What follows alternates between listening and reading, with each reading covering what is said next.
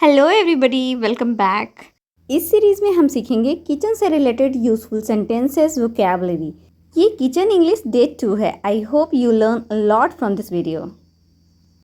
My name is Vani Yadav and you are watching me on ease English. Before going to start the video I request you all, if you are new in the channel please subscribe to the channel and हाँ, video को पूरा ज़रूर देखिएगा।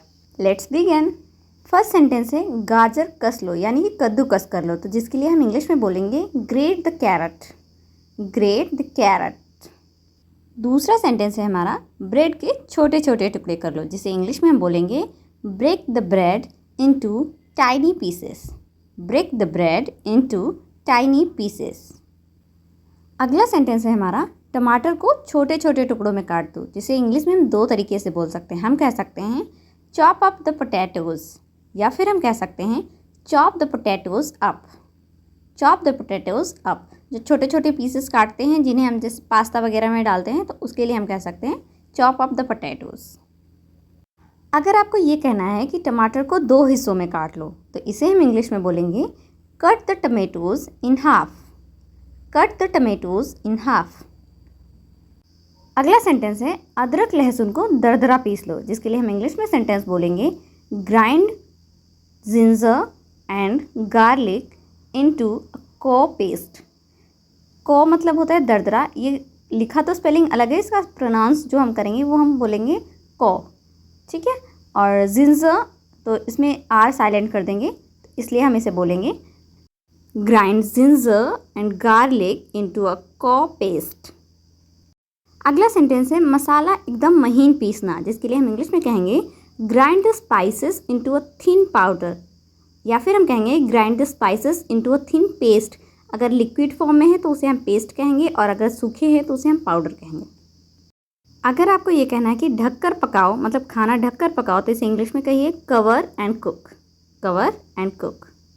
अगर आप कहना चाह रहे हो ज़्यादा मत पकाना, यानी कि खाना ज़्यादा मत पकाना, तो आप बोलिए don't over cook, don't over cook. अगर आपको ये कहना है कि आलू अभी पके नहीं हैं, तो इसे इंग्लिश में कहिए the potatoes are undercooked, या फिर आप बोलिए the potatoes are not soft yet, the potatoes are undercooked, और you can say the potatoes are not soft yet. अगर आप बोलना चाह रहे हैं कि खाना पक रहा है, then you can say in English the food is cooking, the food is cooking. अगला सेंटेंस है आलू गल गए हैं। अगर आप बताना चाह रहे हो कि आलू ज़्यादा गल गए हैं, तो आप उसे इंग्लिश में कहिए the potatoes are overcooked, the potatoes are overcooked. अब अगर आप कहना चाह रहे हो मसाले मिला लो, तो इसके लिए आप कहिए mix the spices, mix the spices. अब अगर आपको ये कहना है कि गरम मसाला पाउडर बुरक दो, यानी कि ऊपर से कुछ डाल दो, पकी हुई चीज़ में ऊपर से जब आप कुछ डालते हो तो उसे हम कहते हैं बुरकना, उसे इंग्लिश में कहेंगे स्प्रिंकल। तो आप बोलिए सेंटेंस स्प्रिंकल गरम मसाला पाउडर, स्प्रिंकल गरम मसाला पाउडर। अगर आपको ये बोलना है कि नमक और काली मिर्च बुरक दो, then you can say in English sprinkle salt and black pepper, sprinkle salt and black pepper. Next sentence है गर्मा गर्म परोसिए, मतलब गरम गरम खाना सबको पसंद होता है, तो जब आप खाना बन जाता है तो आप कहते हो ना कि गर्मा गर्म परोसिए, तो आप उसे इंग्लिश में बोलिए serve hot, serve hot. Sometimes it happens, जो हम सब्जी बनाते हैं या दाल बनाते हैं उसमें नमक ज़्यादा हो जाता है। कुछ लोग ज़्यादा खाते ही हैं, कुछ लोगों से गलती से पड़ जाता है। तो अगर नमक ज़्यादा हो गया, आपको ये बोलना है, तो आप कहिए करी इज़ टू सॉल्टी, करी इज़ टू सॉल्टी। या फिर अगर आपको बोलना है कि इस करी में नमक कुछ ज़्यादा ही है, तो आप बोलिए there is far too much salt in this curry, there is far too much salt in this curry. जब कभी आपके खाने में नमक थोड़ा कम हो जाता है, तब आप कहते हो ना कि थोड़ा नमक और डाल दो, तो आप बोलिए put a little more salt in, put a little more salt in.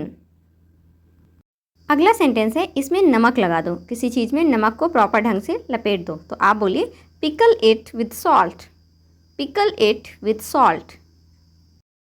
अगला सेंटेंस है खीरे को कद्दूकस कर लो। कद्दूकस करते हैं ना खीरे को, हम कभी जब रायता बनाना चाहते हैं तो खीरे को हम कद्दूकस करते हैं। इसे इंग्लिश में बोलेंगे great the cucumber, great the cucumber. Next sentence है आलू काट दो। जो सब्जी बनाने के लिए जब हम आलू को काटते हैं तो उसे हम कहते हैं cut the potatoes, cut the potatoes. फिर है आलू छील दो। छीलने के लिए हम जो वर्ड यूज़ करते हैं वो है पील। किसी भी चीज़ को अगर आप छीलने के लिए बोले तो आप बोले पील। तो आलू छील दो, पील the potatoes, peel the potato. फिर है हमारा सेंटेंस आलू भून लो, जिसे इंग्लिश में कहेंगे रोस्ट द पटेटो। भूनने को हम रोस्ट कहते हैं। जब सीधे आँच के कांटेक्ट में आप, मतलब सीधे हीट के कांटेक्ट में आप किसी चीज़ को लाओगे तो उसे हम कहते हैं रोस्टिंग। तो आलू भून लो, रोस्ट द पटेटो। अगला सेंटेंस है आलू को मसल दो। जो हमारे पके हुए उबले हुए आलू होते हैं उन्हें हम मसल के यानी मैश करते हैं। मसलना, मैश करना। तो आप बोलिए mash the potatoes, mash the potato. Potato को हम मैश करते हैं, देन उसकी हम फिलिंग बनाते हैं। जैसे कि हम आलू के पराठे बनाते हैं ना, तो उसमें हम आलू को फिल करते हैं, मतलब मसले हुए आलू को उसके अंदर भरते हैं, उसमें सब चीज़ें मिक्स करके। तो उस आलू को हम क्या करते हैं, मैश करते हैं। इंग्लिश में बोलिए mash the potato, mash the potato. अगला सेंटेंस है खीरे को काट दो। अब काटना, अभी हमें पहले भी एक सेंटेंस मिला था आलू काट दो, जहाँ पे हम क्या कर रहे थे, कट कर रहे थे। बट यहाँ पे खीरा काटना है सैलड के लिए। सैलड के लिए आप खीरा कैसे काटते हो, उसे स्लाइस करते हो। तो आप बोलिए slice the cucumber, slice the cucumber. अगला सेंटेंस है लहसुन कूट लो। जब किसी चीज़ को हम कूटते हैं तो उसे इंग्लिश में बोलते हैं क्रश। आप बोलिए crush the garlic, crush the garlic. और you can say pestle the garlic. पेसल मतलब भी कूटना होता है। क्रश द गार्लिक और पेशल द गार्लिक। अगला सेंटेंस है अंडे फेंट लिए। ऑमलेट बनाते हैं, उसके लिए अंडे को पहले मिक्स करते हैं ना, तो उस चीज़ को हम फेंटना कहते हैं। फेंटने को इंग्लिश में कहते हैं whisk, whisk the eggs, whisk the eggs. Next sentence है मक्खन मथ दो। मथने को हम इंग्लिश में बोलते हैं चर्न। तो आप बोलिए sentence churn the butter, churn the butter. फिर सेंटेंस है रोटी पलट दो, जिसके लिए आप इंग्लिश में बोलोगे flip the chapati, flip the chapati. जब तवे के ऊपर आप रोटी डालते हो फिर उसे पलटते हो तो उसे हम कहते हैं फ्लिप करना। आप बोलिए flip the chapati, flip the chapati. अगला सेंटेंस है कुछ पकौड़े तल दो।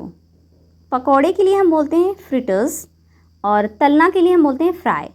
Fry some fritters, fry some fritters. कुछ पकौड़े तल दो, फ्राई सम फ्रिटर्स। अगला सेंटेंस है कप में थोड़ी चाय डालो, जिसके लिए इंग्लिश में बोलोगे pour some tea in the cup, pour some tea in the cup. जब आप चाय के साथ पकौड़े खाते हो तो वैसे भी आपको चाय कम ही पड़ जाती है, मुझे तो कम पड़ जाती है। तो हम दोबारा से चाय लेते हैं तो क्या करते हैं, हम ये बोलते हैं ना कि कप में थोड़ी चाय और डाल दो। तो आप बोलिए pour some tea in the cup, pour some tea in the cup. फिर नेक्स्ट सेंटेंस है पानी में थोड़ी चीनी डालो। पानी में हम चीनी डाल के शरबत बनाते हैं, तो इसे इंग्लिश में हम कहेंगे dissolve some sugar in the water, dissolve some sugar in the water. जब पानी में हम थोड़ी चीनी मिलाते हैं और उसे मिक्स करते हैं तो उस चीज़ को हम बोलते हैं डिज़ोल्व करना। जब कोई चीज़ किसी दूसरी चीज़ के अंदर प्रॉपर तरीके से मिक्स हो जाती है, then that thing is called dissolve. तो आप बोलिए dissolve some sugar in the water. फिर सेंटेंस है ब्रेड पर मक्खन लगा दो। कुछ लोगों को सूखा ब्रेड खाना अच्छा नहीं लगता है तो वो ब्रेड पे मक्खन लगा के खाते हैं। तो आप बोलिए spread the butter on the bread, spread the butter on the bread. फिर है मक्खन पिघला लो। पिघलाना के लिए हम इंग्लिश में वर्ड यूज़ करते हैं मेल्ट। तो आप बोलिए melt the butter, melt the butter. वैसे गर्मी में तो खुद ही पिघला होता है, ठंडियों में हमें पिघलाने की ज़रूरत पड़ती है, तब हम बोलते हैं मेल्ट द बटर। फिर है सब्जियों को कुछ देर के लिए धीमी आंच पर छोड़ दो। मतलब सब्जियों को पकाने के लिए धीमी आंच करके थोड़ी देर के लिए छोड़ दो। तो आप इस बात को इंग्लिश में कहिए leave the vegetable to simmer for few minutes, leave the vegetable to simmer for a few minutes. That's all for today. I hope आपने वीडियो को पूरा देखा होगा, अच्छे से एंजॉय किया होगा, कुछ नया सीखा भी होगा। अगर आपको वीडियो अच्छा लगा है तो वीडियो को लाइक कर सकते हैं, शेयर कर सकते हैं और चैनल पे पहली बार आए तो प्लीज़ सब्सक्राइब ज़रूर करना।